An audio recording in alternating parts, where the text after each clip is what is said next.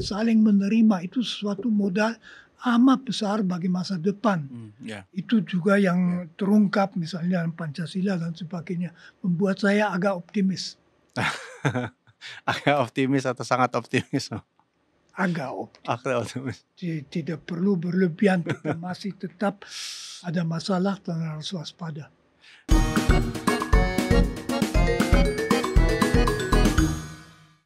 Merdeka. Hari ini podcast Nusantara ingin membahas satu tema yang paling mendasar, yaitu soal manusia. Beberapa tahun terakhir kita sering mendengar istilah revolusi industri 4.0 atau 4.0, dan ini sangat mendorong kemajuan ilmu pengetahuan dan juga pendidikan. Nah, tapi ini juga menjadi tantangan bagi kita semua, bagaimana teknologi kemudian berbicara dan bersentuhan dengan sisi kemanusiaan kita.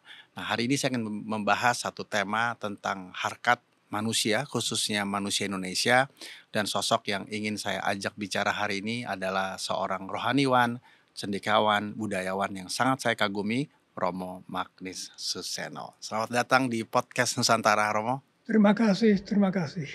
Ini 60 tahun lebih loh, Romo, sudah tinggal di Indonesia. Ya, Betul. 61. Ya, 61 ya. Apa yang membuat Romo begitu cinta sama Indonesia? Saya mengalami bahwa saya selalu diterima baik dimanapun dalam lingkungan apapun. Kecuali itu mungkin sejak saya masuk Indonesia lewat pintu Jawa. Saya belajar bahasa Jawa sebelum bahasa Indonesia. Saya jadi terpesona dengan budaya Jawa, dengan tari-tarian, akhirnya juga dengan cara komunikasi Jawa yang cukup berbeda dari komunikasi di Jerman, tempat asal saya. Dan bagi saya mengalami Indonesia memperluas wawasan saya gembira, saya merasa itu tempat saya. Saya merasa Tuhan menempatkan saya di Indonesia dan saya happy. Sampai sekarang. Sampai sekarang. Nah, Romo, kita mau bahas soal manusia ya, karena hari ini kita bicara soal teknologi 4.0, 4.0, mungkin nanti akan datang lagi 5.0. Dan Romo pernah membahas topik ini, harkat manusia Indonesia secara lebih spesifik. Sebenarnya apa sih yang dimaksud dengan harkat manusia itu, Romo? Tentu dengan harkat manusia dimaksud kita yakin bahwa setiap manusia diciptakan, dikehendaki secara khusus oleh Tuhan. Tuhan mengatakan, aku menghendaki kau ada dan aku cinta padamu, dan itu dasar harkat manusia.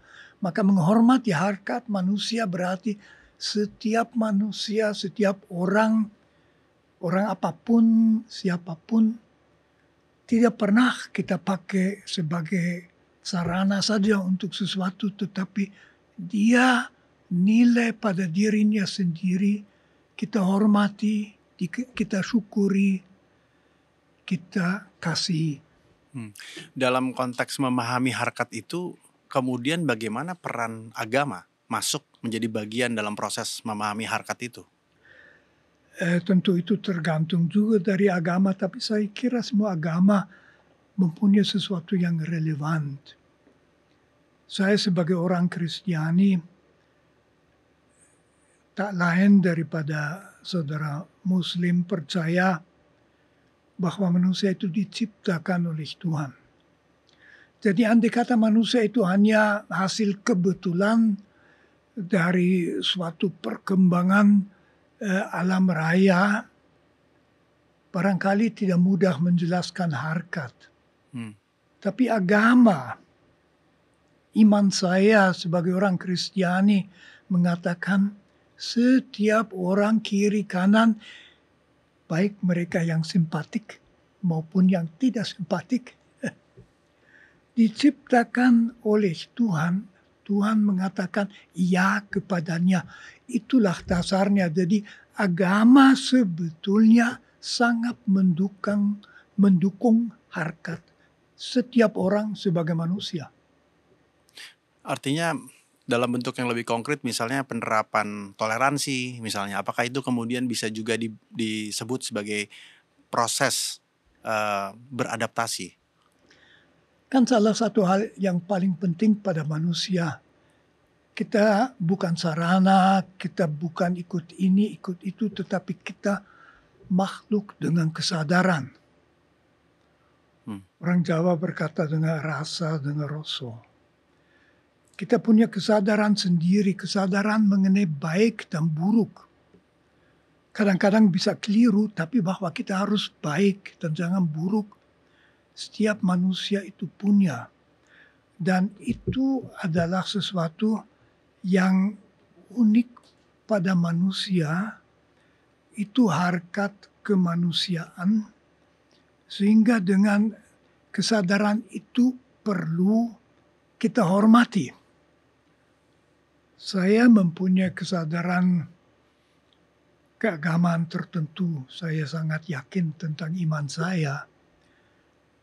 Tetapi itu tidak menjadi alasan untuk tidak menghormati keyakinan orang lain.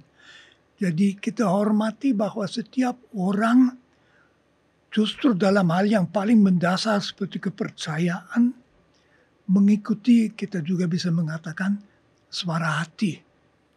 Kebebasan suara hati adalah salah satu hak asasi manusia juga, tapi sudah ada sebelum faham hak asasi manusia diketahui.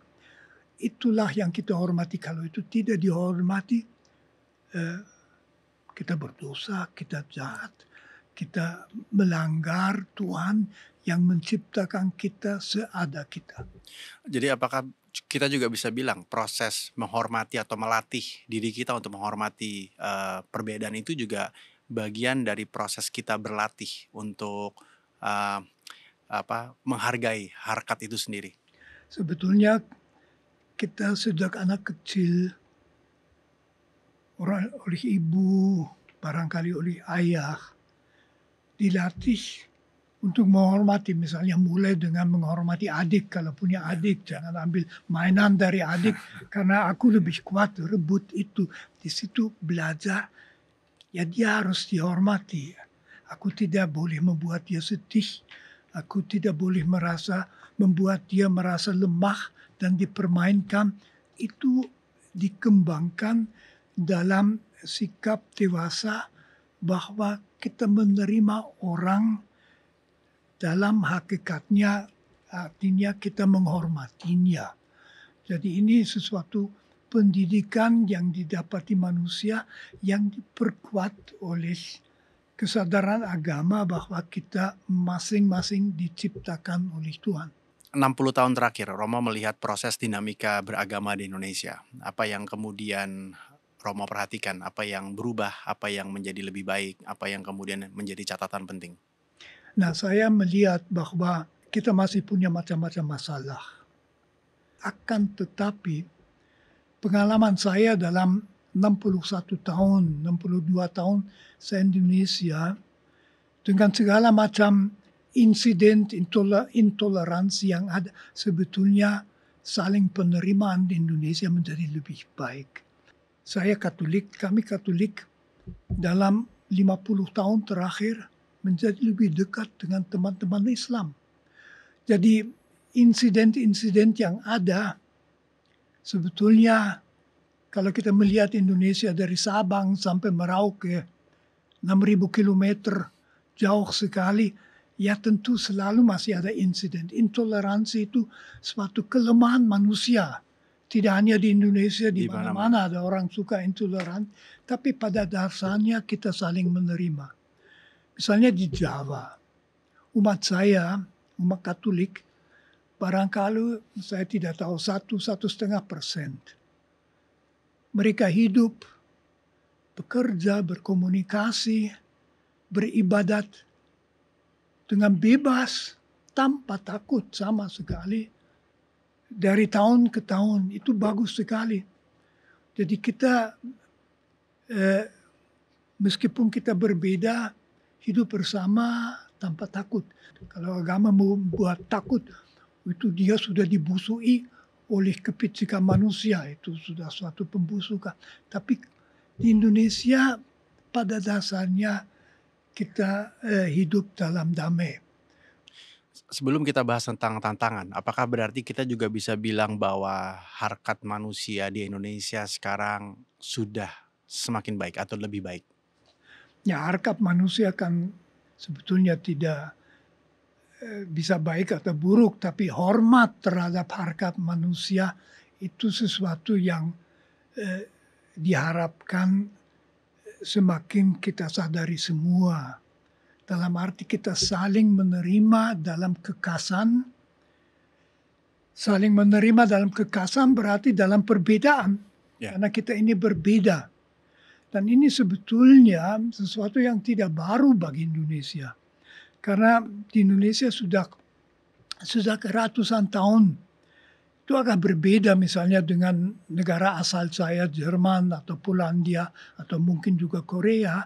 Di Indonesia itu orang di desa saja tahu, tidak jauh daripadanya hidup orang dengan bahasa, adat, mungkin juga orientasi religius yang berbeda. Mereka berkomunikasi, berdagang, saling menerima. Itu suatu modal amat besar bagi masa depan.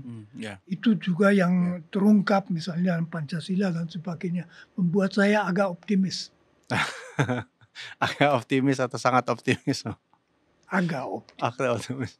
Tidak perlu berlebihan, kita masih tetap ada masalah dan harus waspada. Nah, faktor-faktor apa yang kemudian menjadi poin penting ya kalau kita ingin menjaga harkat itu, khususnya buat anak muda hari ini? Saya kira yang di situ paling penting adalah komunikasi.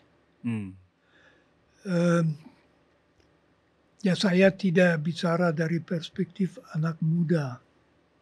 Saya ingat waktu saya ke Indonesia tahun 60-an, Katolik punya hubungan baik dengan semua, tetapi misalnya saya 4 tahun di Yogyakarta tidak punya hubungan apapun dengan Muhammadiyah. Yogyakarta itu kota Muhammadiyah. Tidak jauh dari tempat saya ada Masjid Syuhada. Mungkin 500 meter. Tak pernah saya ke situ. Baru jauh kemudian saya pernah diundang ke Masjid Syuhada itu. Nah, itu sekarang sudah berubah. Kami saling kenal, saling bisa percaya, saling kalau ada masalah juga bicara. Nah, komunikasi ini juga penting sejak kecil. Anak di sekolah harus belajar gampang berkomunikasi dengan mereka yang berbeda. Di Indonesia ada begitu banyak ratusan komunitas dan sebagainya, kita saling menerima. Artinya ini peran pendidikan jadi sangat strategis. Pendidikan sangat penting. Kalau dalam sekolah sejak kecil, anak-anak belajar saling menerima dalam perbedaan, itu adalah modal untuk seluruh hidup. Romo pernah bicara soal filsafat dan bagaimana kemudian filsafat sangat mempengaruhi harkat manusia. Apa hubungannya? Filsafat barangkali tidak langsung mempengaruhi tetapi membuat sadar. Filsafat adalah ilmu yang kritis. Kritis dalam arti mengkritik ideologi dan gagasan yang picik. Dan di situ justru misalnya filsafat menemukan itu di Eropa juga orang ada konflik antara agama-agama. Dari filsafat kelihatan itu tidak masuk akal. Mari kita saling menerima, mari kita saling menghormati, sadar bahwa harkat setiap orang sebagai manusia berarti dia perlu hidup sesuai dengan yang diyakini, khususnya terhadap Tuhan. Di situ filsafat bisa membantu. Jadi sangat logis, tidak berpihak ya. Ya logis, filsafat itu filsafat kan berpikir kiri kanan macam-macam masalah. Justru dengan keterbukaan kritik, filsafat mendobrak segala macam dogmatisme dan kepicikan. Dan filsafat mempertanyakan sesuatu yang ada orang mengatakan ini tidak boleh dipertanyakan. Filsafat mengatakan masa dipertanyakan, kamu bisa jawab apa enggak. Lalu filsafat sendiri dipertanyakan, itu bagus. Nah, mungkin sekarang jauh lebih penting untuk belajar filsafat ya, Romo ya. Sekurang-kurangnya filsafat perlu di dalam kehidupan akademis suatu bangsa. Saya berpendapat bahwa filsafat di Indonesia di dalam alam perguruan tinggi masih kurang terrepresentasi. Masih banyak universitas yang sama sekali tidak punya departemen filsafat. Saya kira di Jerman setiap universitas tentu punya departemen filsafat. Tapi di sini UI punya, Gajah Mada punya, mungkin beberapa yang lain juga. Tapi itu tidak cukup. Saya kira filsafat penting. Ya. Nah, tadi di awal saya mencoba meng-highlight atau menggarisbawahi tentang revolusi industri dan apakah kita harus sangat berhati-hati, apakah kita harus bisa menerimanya, apa yang sebaiknya kita lihat? Saya kira ada suatu langkah di dalam teknologi. Dalam perkembangan teknologi, apakah segala apa yang dapat kita lakukan, boleh kita lakukan? Jawabannya jelas tidak. Yang boleh dilakukan itu harus dapat dipertanggungjawabkan secara etis. Itu muncul dengan paling jelas dalam perkembangan energi nuklir, dengan bom nuklir dan sebagainya, hal seperti itu. Ini pertanyaan ini tetap ada. Tidak semua yang dapat kita buat itu juga baik kalau kita membuatnya. Sekarang kan kita punya tantangan artificial intelligence, AI. Saya sendiri sama sekali bukan ahli. Tapi artificial intelligence, dia memasukkan sesuatu yang dalam teknologi sebelumnya tidak ada. Yaitu bahwa katakan saja inteligens yang dibikin itu bisa mengembangkan diri sendiri. Jadi dia punya dinamika. Nah di situ pertanyaannya, siapa yang menentukan algoritme yang kemudian menentukan apa yang dipilih atau tidak. Ambil contoh, waktu sekitar tahun 70 ada film namanya Space Odyssey, saya kira. Space Odyssey 2000 gitu ya, 2001 kalau nggak salah. Ada belakangnya? Barangkali ya. Nah, dalam film itu yang saya masih ingat, itu ada kru, mereka masuk ke space untuk menjelajahi space itu. Pada salah satu saat ada anggota kru itu mati.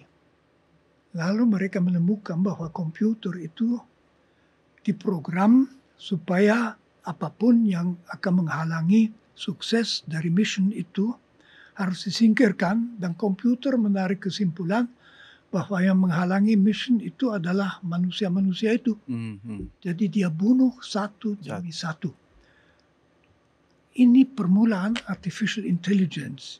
Saya berpendapat bahwa kontrol bersama terhadap artificial intelligence itu amat perlu. Saya tidak cukup ahli untuk mengatakan bagaimana itu dilaksanakan, tapi saya kira itu sesuatu yang sangat serius ya. Dunia yang semakin flat, semakin rata, apa yang terjadi di belahan dunia lain kemudian juga bisa terjadi di negara kita. Tapi kalau kita kembali kepada nilai-nilai manusia dan harkat manusia Indonesia, apakah kita punya ketahanan yang cukup untuk bisa melihat artificial intelligence atau dunia digital misalnya dibandingkan bangsa lain? Saya kira kita sekurang-kurangnya harus mempunyai prinsip-prinsip etis untuk masuk ke masa depan. Nah, di situ saya berpendapat bahwa kita beruntung amat sangat dengan Pancasila. Jadi bukan hanya karena kita Pancasila. Saya berpendapat bahwa kita mendapat berkat dengan Pancasila. 5 sila Pancasila itu memuat dasar suatu etika menyeluruh yang kalau kita feed into artificial intelligence pun kita akan selamat. Ketuhanan yang Maha Esa, lalu kemanusiaan yang adil dan beradab, dan seterusnya, itu prinsip-prinsip kalau dibikin nyata. Cita-cita yang dicapai oleh bangsa kita, kita aman, kita akan damai, dan kita akan maju, dan kita akan mencapai tahun 2045 dengan positif. Banyak yang bilang kemudian peran itu adalah peran dari anak muda kita sekarang. Tapi anak muda kita sekarang juga dipengaruhi oleh generasi sebelumnya. Nah, bagaimana koneksi antara generasi sebelumnya dan anak muda zaman sekarang? Itu pertanyaan yang tidak mudah saya jawab. Saya sebagai orang yang sudah cukup tua, saya kira bahwa anak muda harus dibantu supaya dia menjadi kritis terhadap katakan saja godaan segala macam gadget dan sebagainya, supaya dia mengerti bahwa dia bisa dibawa, dimanipulasi dan sebagainya. Jadi mungkin tidak dengan jari petunjuk mengatakan kamu jangan ini, jangan itu, tetapi membantu mereka misalnya supaya berhadapan dengan realitas. Ya. Saya bukan ahli dalam hal ini, tetapi orang yang pacaran lewat HP dan baru di situ berkenalan dengan orang, itu bisa menjadi masalah besar, dia bisa ditipu, bisa dieksploitasi. Tentu mereka tidak mau digurui, tetapi bisa mengerti hal-hal yang penting seperti saling menghormati di dalam perbedaan. Misalnya itu sangat penting. Ya, sangat tepat sekali apa yang tadi Romo bilang, dan senang sekali Romo hadir di studio berbagi dengan kami. Apa yang menjadi pesan Romo untuk generasi muda? Pesan saya bagi generasi muda adalah buka hati, buka wawasan, jadi kritis, dan berusaha bahwa hidupmu menyumbangkan sesuatu bagi bangsamu dan bagi manusia lain. Dalam. Itulah tadi pesan dari Romo Magnus untuk kita, dan Anda selalu bisa menyaksikan tayangan ulang kami di YouTube channel kami dengan nama Podcast Nusantara. Sampai kita berjumpa lagi. Podcast Nusantara, hidupkan cinta Indonesia. Yes.